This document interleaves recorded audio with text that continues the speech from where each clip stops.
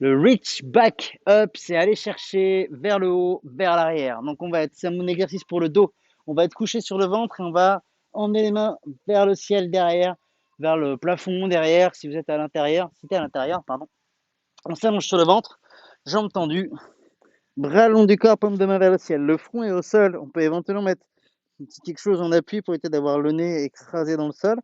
Serre la sangle abdominale pour éviter de presser le ventre dans le sol. Il faut qu'il reste loin du sol. Bras tendus, paume de main vers le ciel. Les jambes sont détendues parce que tout ce qui va se passer, c'est les mains qui viennent chercher vers le haut ici. Exactement comme le elbow drive, si tu l'as déjà fait.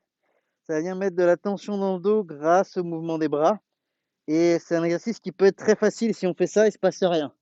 Si on va volontairement chercher de la tension haut et qu'on maintient 2 ou 3 petites secondes là-haut, on a tout de suite beaucoup plus de tension. Et là, c'est déjà beaucoup plus intéressant.